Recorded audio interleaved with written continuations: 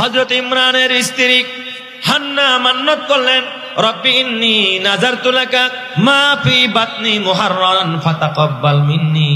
আল্লাহ, আমি মান্নত করলাম তোমার ঘরে মেয়েটা সন্তানটা দিয়ে দিব, তবে তুমি যদি কবুল না করো আল্লাহ, তাহলে তো আমার এই মান্নত পুরা হবে না। আল্লাহ, আমি নিয়ত করছি, পুরা করার মালিক তুমি আল্লাহ, কবুল করার মালিক তুমি আল্লাহ। মা, আপনি নিয়ত করবেন, আপনি নিয়ত করেছেন যে হাজী শরিয়াতুল্লাহ একাডেমিতে গেলে আমার গুনাহ মাফ হবে, আমার মুর্দেগান যারা কবরে তাদের কবর আযাব মাফ হবে। তুমি নিয়ত করে এসেছো, চেষ্টা করো, তাদের জন্য দোয়া করো, তাদের জন্য দান খয়রাত করো। কসম আল্লাহর, তোমার মৃতদেরকে আল্লাহ তাআলা এখানে আসার বরকতে ক্ষমা করে জান্নাতি করে দিবেন। সুবহানাল্লাহ। এই জন্য আমার মা, এই দুনিয়ার ভিতরে হযরতে হাজেরার কথা বলতেছিলাম। মা হাজেরা কেমন সবর করেছেন। মা হাজেরা ইসমাইল জবিহুল্লাহর মা, ইব্রাহিম খলিলুল্লাহর স্ত্রী মা হাজেরা। ইসমাইল বড় হয়ে গেলেন। ইসমাইল বড় হওয়ার পরে এবার যখন হাঁটাহাঁটি করতে পারেন, আল্লাহ তাআলা ছোট্ট ইসমাইল যখন একটু হামাগুড়ি দিয়া চলতে পারেন, একটু নড়াচড়া করতে পারেন, আল্লাহ তাআলা দেখলেন আমার খলিলের মহব্বত, আমার ইব্রাহিমের মহব্বত এই ইসমাইলের প্রতি কিছুটা মাইলান হয়ে গেছে। আল্লাহ তাআলা অর্ডার করলেন, ইব্রাহিম তুমি একটা কাজ করো, তোমার বিবি আর সন্তান এই হাজেরাকে, তোমার কলিজার টুকরা নবজাতক সন্তান ইসমাইল সহ দুদু মরুভূমি, ওই মরুভূমির ভিতরে তোমার সন্তান আর বিবিকে রেখে আস। ও মা, ইতিহাস আপনারা জানেন, ইব্রাহিম পয়গম্বর ছিলেন দামেস্কের সিরিয়ায়। এই দামেস্ক থেকে মক্কার দূরত্ব শত শত মাইল দূর। ইব্রাহিম খলিলুল্লাহ সামান্য একটু খেজুর আর সামান্য একটু পানি নিয়া উটের মধ্যে নিজের সন্তানকে নিয়ে, নিজের বিবিকে সঙ্গে নিয়া, মা হাজেরাকে সঙ্গে নিয়া, বিবি জিজ্ঞাসা করে স্বামী কোথায় যাবেন? চলো একটু ঘুরে আসি। বিবিরে নিয়া, মা হাজেরাকে নিয়া ইব্রাহিম পয়গম্বর বর্তমানে কাবা ঘর যেই জায়গার ভিতরে মায়ে জমজম মাকাম ইব্রাহিম, এই মাকামে ইব্রাহিমের পাশে যেখানে জমজমের কুয়াটা আছে, ওই জায়গার ভিতরে ইব্রাহিম পয়গম্বর তার বিবি এবং তার সন্তান হযরতে ইসমাইল জবিহুল্লাহকে ইব্রাহিম খলিলুল্লাহ ওই জায়গার মধ্যে রাখলেন, নামায়া দিলেন। ঘর নাই, বাড়ি নাই, দুদু মরুভূমি, মরু অঞ্চল, ঘর নাই, বাড়ি নাই, পানি নাই, কোনো গাছ নাই, পালা নাই, ছায়া নাই, আশ্রয় দেওয়ার মতো কোনো জায়গা নাই, মাথা গুজার মতো কোনো ঠাঁই নাই। ওই জায়গার ভিতরে বিবি আর সন্তানকে ওই জায়গার ভিতরে ইব্রাহিম খলিলুল্লাহ যখন নামায়া দিলেন, এবার নামায়া দিয়া ইব্রাহিম খলিলুল্লাহ বললেন, ও হাজেরা, আমি এখন বাসার দিকে যাই, তোমরা এখানে থাকো। মা হাজেরা জিজ্ঞাসা করলেন, স্বামী আমার, ঘর নাই, বাড়ি নাই, নির্জনে মরুভূমির ভিতরে, পানি নাই, খাবার নাই, আমাকে আর আমার নবজাতক সন্তানকে আপনি এখানে রেখে দিয়ে যাচ্ছেন। স্বামী, আমি এমন কি অপরাধ করলাম? কোন অপরাধে রেখে দিয়ে যাচ্ছেন? ইব্রাহিম খলিলুল্লাহ কথা বলে না। মা হাজেরা বুঝতে পারলেন যে আমার স্বামী ইব্রাহিম খলিলুল্লাহ নিজের চাহিদা মতো আমাকে এখানে রাখে নাই, আমার স্বামী নিশ্চয় আমাকে আল্লাহর হুকুমেই আমাকে এখানে রেখে দিয়ে যাচ্ছে। চিৎকার মেরে কন্যা আল্লাহু আকবার। এই দুনিয়ায় অথচ মা হাজেরার আরেকজন সতীন আছে, মা সাহেরা। এই যুগের নারীরা হলে তারা ভাবতো যে আমাকে রেখে আরেক বিবিকে নিয়ে মজা করবে, এই জন্য আমার দূরে রেখে দিয়ে যাচ্ছে, আমি এখানে থাকবো না। স্বামীর সাথে বায়না ধরতেন, স্বামীর সাথে অভিযোগ করতেন, কিন্তু হাজেরা কোনো কথা বললেন না। মা হাজেরা বুঝতে পারলেন আমার স্বামী নিজের ইচ্ছায় আমার রাখে নাই, আল্লাহর হুকুমে রেখে দিয়ে যাচ্ছেন। ইব্রাহিম খলিলুল্লাহ আঙ্গুলটা উঁচা করে দেখাইলেন আকাশের দিকে, বিবি গো, আমি তোমাকে এখানে রেখে দিয়ে যাচ্ছি আমার নিজের ইচ্ছায় না, আমার নিজের মন মতো না, আমার খেয়াল খুশি মতো না, আমি তোমাকে এখানে রেখে দিয়ে যাচ্ছি আসমানের মালিকের খেয়াল খুশি মতো। এই জন্য আমার মা, তোমার পর্দার বিধান আমার আল্লাহ দিয়েছে, এটা স্বামীর বানানো বিধান না, এই মাদ্রাসার হুজুরদের বিধান না, তোমার মসজিদের ইমাম সাহেবের বিধান না, আমার আল্লাহর দেওয়া বিধান। মাগো, ওই মা হাজেরার মতো তুমিও যদি তোমার মস্তকটাকে আল্লাহর হুকুমের সামনে নত করে দাও, আল্লাহ তাআলা তোমাকে মা হাজেরার সাথে জান্নাতি বানায়া দিবে। মা হাজেরাকে রেখে ইব্রাহিম খলিলুল্লাহ বুড়া বয়সে আল্লাহ তাআলা সন্তান দান করেছেন। খলিলুল্লাহ যখন উঠে সোয়ার হইয়া নির্জন মরুভূমি, একদিন আর 2 দিন না, আল্লাহ তো বলে না একদিনের জন্য 2 দিনের জন্য, এই মরুভূমির মধ্যে কোথায় থাকবে? ঝড় আসতে পারে, বৃষ্টি হতে পারে, তুফান আসতে পারে, হিংস্র প্রাণীরা আসতে পারে, হামলা চালাইতে পারে। মা হাজেরা আল্লাহর উপরে ভরসা করে সবর করে। মা দেখো মা হাজেরার কেমন সবর ছিল, তোমার ভিতরে সেই সবর নাই। স্বামী একটা কথা বললে তুমি মানতে চাও না। স্বামী যদি বলে পর্দা করো, স্বামী যদি বলে ও বিবি তুমি নামাজ পড়ো, স্বামীর কথা মানতে চাও না। মা দেখো মা হাজেরা কেমন স্বামী ভক্ত ছিল। স্বামী বলেছে এই জায়গার ভিতরে আমার সন্তান নিয়ে বসে থাকো। মা হাজেরা মরুভূমির মধ্যে কোনো ঘর নাই, বাড়ি নাই, খাবার নাই, পানি নাই, কিচ্ছু নাই, শুধু মরুভূমি, জঙ্গল। আয় বাবা, বাঘ ভাল্লুক থাকতে পারে, হিংস্র প্রাণী থাকতে পারে, ঝড় আসতে পারে, তুফান আসতে পারে, ডাকাত আসতে পারে। মা হাজেরার ভিতরে কোনো চিন্তা নাই। মা হাজেরা স্বামীকে বিদায় কালে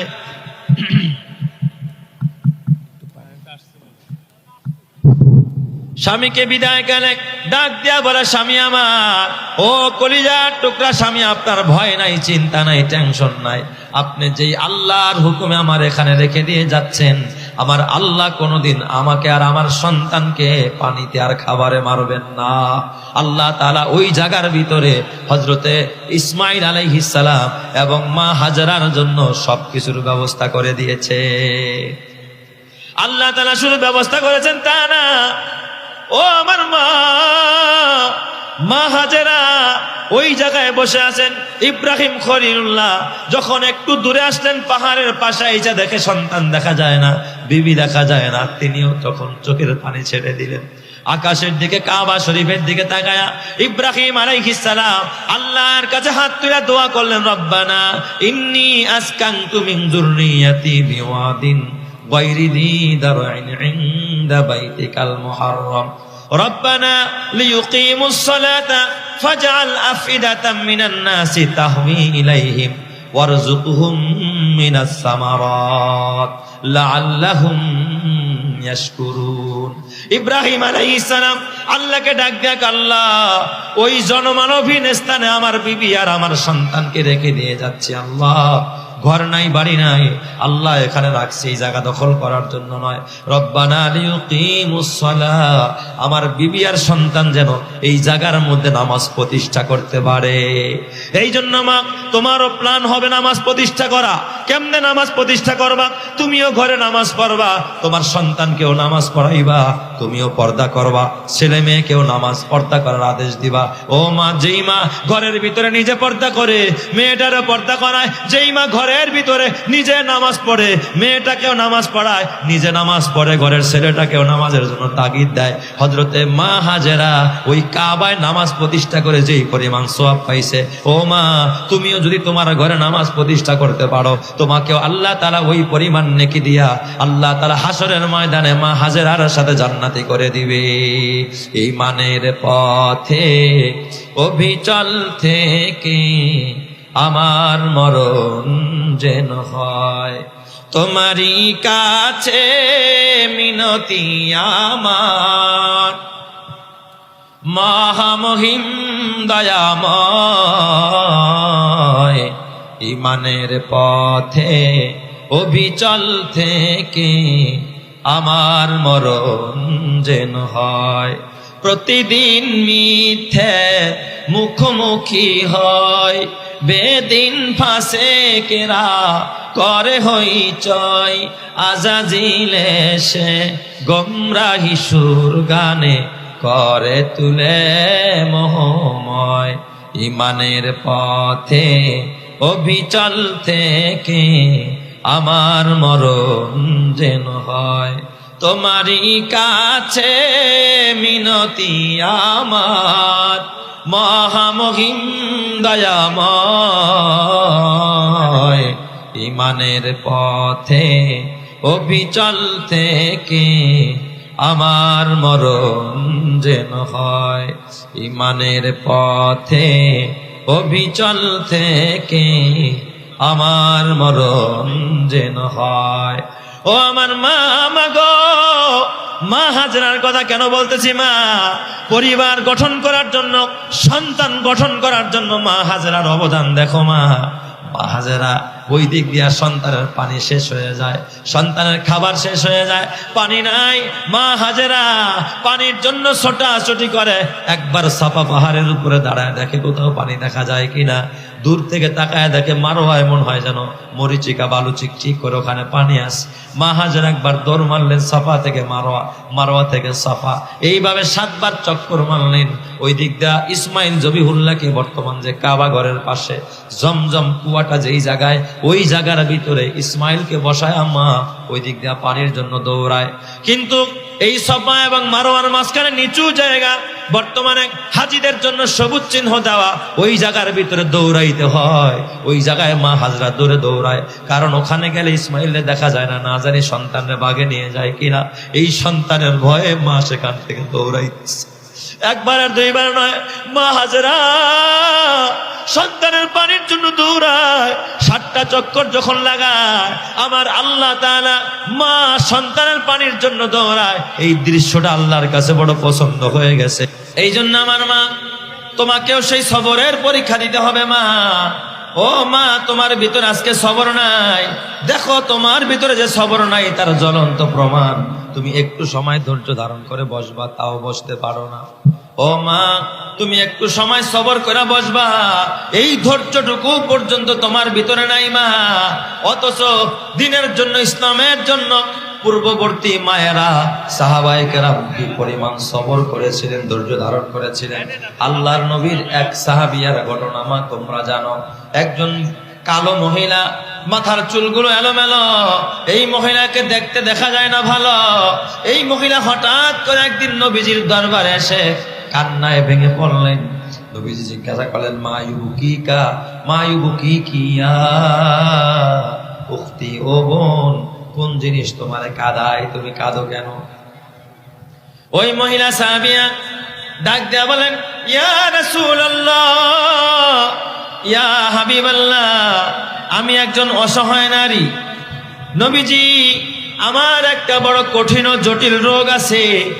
ইয়া রাসূলুল্লাহ, আমি মৃগী রোগী, আমার মৃগী রোগ হয়েছে। ও মা, তোমরা জানো যে মৃগী রোগ যার হয়, মৃগী রোগ যখন উঠে একটা মানুষের হুঁশ জ্ঞান বলতে কিচ্ছু থাকে না, বেহুশ হয়ে যায়, অচেতন হয়ে যায়, তার সবকিছু এলোমেলো অগুছালো হয়ে যায়।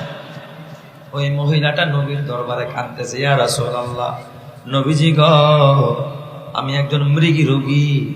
ইয়া রাসূলুল্লাহ, আপনি তো দুজাহানের নবী, আপনি তো বাদশাহ নবী, আপনি যদি হাত তুলে দোয়া করেন, আমার বিশ্বাস আপনার হাত আল্লাহ খালি হাতে ফিরাবে না। আপনার দোয়ার বরকতে আমি মহিলাকে আল্লাহ তাআলা সুস্থ করে দিবে। নবীজির কাছে এই মহিলাটা অসুস্থ রোগী দোয়া চাইতে আসছে। দেখেন তার সবর কেমন। নবীজি বললেন, মা, আমি মুহাম্মদ দোয়া করলে আপনি সুস্থ হবেন, 100% সত্য কথা। আমি হাত তুললে আরশের মালিক আপনাকে অসুস্থ রাখবে না, আল্লাহ তাআলা সাথে সাথে সুস্থ করে দিবে।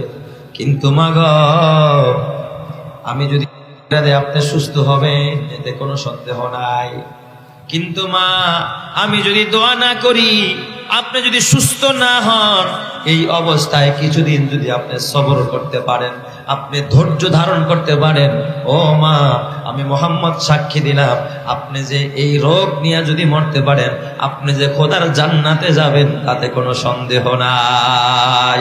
মা, আপনি একটু সবর করেন, আল্লাহ তাআলা আপনাকে ধৈর্যশীলদের সাথে জান্নাতি বানায়া দিবে। সুবহানাল্লাহ। এবার আপনি বলেন, আপনি কি জান্নাতের সুসংবাদ নেবেন, জান্নাতে যাবেন, না সুস্থতা নেবেন? ওই মহিলাকে নবীজি 2টা অপশন দিলেন। ও মা, যদি বলেন দোয়া করব, সুস্থ হয়ে বাড়ি ফিরবেন, আর যদি দোয়া না করি তাহলে এই অবস্থায় সবর করে নিশ্চিত জান্নাতে যাবেন, বলেন কোনটা নেবেন? ও জাজিরার মায়েরা, অত্র এলাকার মা বোনেরা, মা গো, এই রূপ ধরা যৌবন জং ধরে যাবে মা। দুনিয়ার গাড়ি দিয়া কি করবা, দুনিয়ার প্রেম প্রীতি দুনিয়ার এই সৌন্দর্য, দুনিয়ার রং তামাশার মোহে পড়ে যদি জীবন যৌবনটাকে হারিয়ে ফেলো মা, আখেরাত বরবাদ হয়ে যাবে, জাহান্নামে চলে যেতে হবে মা, জান্নাতের যাওয়ার কোনো রাস্তা থাকবে না মা। ওই মহিলা ডাক দিয়া বললেন, ইয়া রাসূলুল্লাহ ফিদাকা আবি ওয়া উম্মি, আমার মা বাবা আপনার জন্য কোরবানি হয়ে যাক নবীজি। আমি আপনার কাছে সুস্থতার দোয়া চাই না, আমি সুস্থ হতে চাই না, আমি অসুস্থই থাকতে চাই। তবে আল্লাহর নবী আপনার জবানে আমি শুনতে চাই আল্লাহ যে আমার জান্নাত দিবে, এই দোয়াটা আপনি করে দেন। আল্লাহর নবী বললেন, আমি সাক্ষী হয়ে গেলাম আল্লাহ তাআলা অবশ্যই অবশ্যই তোমার জান্নাত দিয়া দিবে, তুমি জান্নাতে যাইবা, এতে কোনো সন্দেহ নাই। মহিলারা চোখের পানি ফালায় নবীজির দরবার ছাড়া ওইটা বাড়ির দিকে রওনা। আল্লাহর নবী হযরতে ওমর ফারুককে ডাক দেখো, ওমর তাকাও, তুমি কি কোনো জান্নাতি মহিলা দেখতে চাও? ওমর বলেন, ইয়া রাসূলুল্লাহ বালা, ইয়া রাসূলুল্লাহ হ্যাঁ দেখতে চাই। নবীজি আঙ্গুল দিয়ে ইশারা করে কয়, ওই যে মহিলাটা কাঁদতে কাঁদতে বাড়ির দিকে যায়, এই মহিলা খোদার জান্নাতি মহিলা, এই মহিলা খোদার জান্নাতে যায়। মহিলাটা কাঁদতে, কিছু দূর যাওয়ার পর আবার কাঁদতে কাঁদতে দোজাহানের নবীর দরবারে আবার ফেরত আসলেন। রহমতে আলম নবী ভাবছে এবার বুঝি সুস্থতার দোয়া যাবে। মহিলাটা নবীজির দরবারে আবার ফেরত আসলেন। আয়েশা নবীজিকে ডাক দেয়া বলতেছে, ইয়া রাসূলুল্লাহ ইয়া হাবিবাল্লাহ, নবীজি আমি আপনার কাছে সুস্থতার দোয়া চাই নাই, আমি অসুস্থতা অবস্থায় খোদার জান্নাতে যেতে চাই। তবে নবীজি আমি আপনার কাছে আরেকটা দোয়া চাই। কয় কি দোয়া তুমি চাও? কয় ইয়া রাসূলুল্লাহ আমি মহিলা মানুষ, যখন আমার মৃগী রোগ উঠে, আমি যখন অচেতন হয়ে যাই, আমি যখন অজ্ঞান হয়ে যাই, জমিনে যখন গড়াগড়ি খাই, আমি মহিলার কাপড় উপরে উঠে যায়, আমার সতর খুলে যায়, আমার হাঁটু বের হয়ে যায়, আমার লজ্জাস্থানগুলো মানুষের সামনে প্রকাশ পেয়ে যায়। ইয়া রাসূলুল্লাহ আমি একজন মহিলা, আমার সতর খুলে যাবে, আমার লজ্জাস্থান প্রকাশ পাবে, এটা আমি বরদাস্ত করতে পারি না। নবীজি আপনি একটু দোয়া করে দেন, আল্লাহ তাআলা আমাকে রোগ দিছে দেখ, তাতে সমস্যা নাই, আমি যেন অজ্ঞান হয়ে গেলে আমার কাপড়টা হাঁটুর উপরে না উঠে, আমার সতর খুলে না যায়, আল্লাহ যেন আমার কাপড়টাকে একটু হেফাজত করে।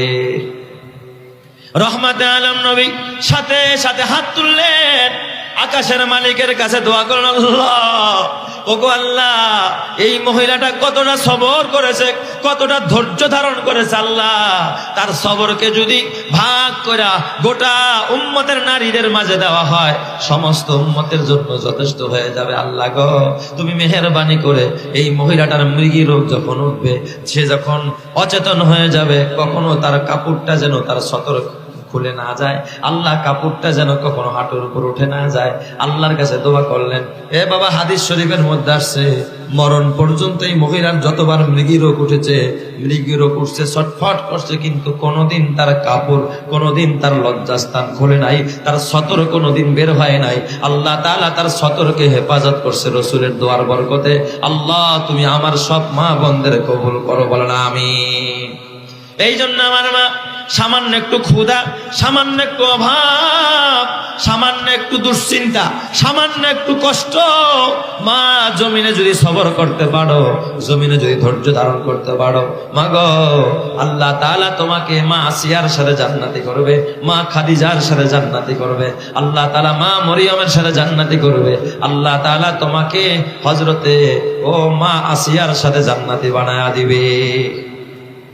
এই তাম পৃথিবীর ভিতরে রহমতে আলম নবী বলেন, তাম পৃথিবীর ভিতরে চারজন মহিয়সী নারী যারা জান্নাতের ভিতরে সেরা নারী, তাম পৃথিবীর ভিতরে শ্রেষ্ঠ নারী হলো চারজন।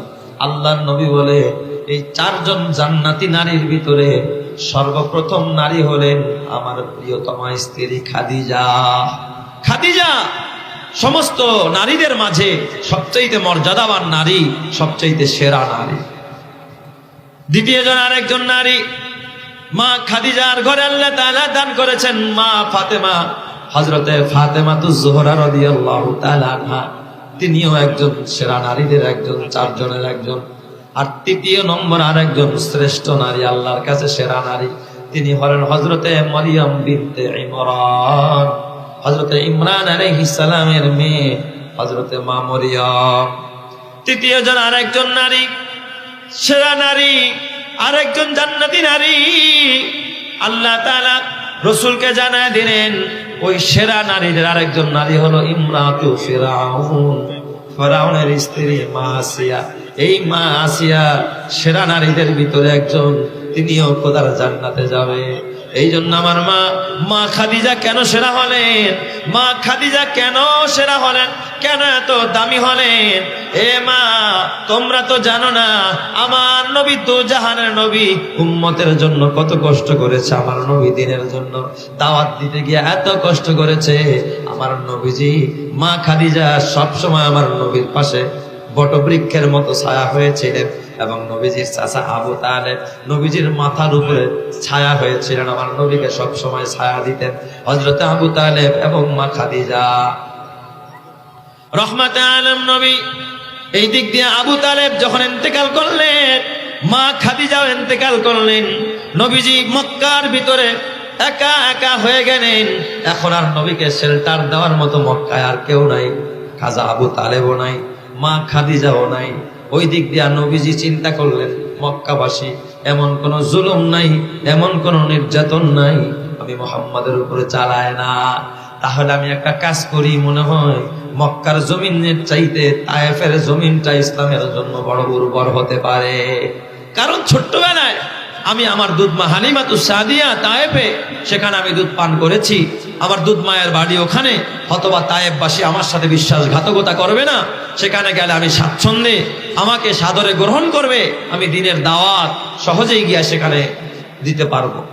নবীজি আশা নিয়ে তার ছোট্ট গোলাম, আজাদ প্রাপ্ত গোলাম হযরতে যায়েদ বিন হারেসা, নবীর পালক পুত্র, যারা নবীজির পুত্র বানায় নিছেন, এই যায়েদ বিন হারেসা রাদিয়াল্লাহু তাআলা আনহু হযরতে যায়েদকে সঙ্গে নিয়ে আল্লাহর নবী তো জাহানের নবী ডাক দেয়া, যায়েদ রে চলো এবার আমরা তায়েফে যাব।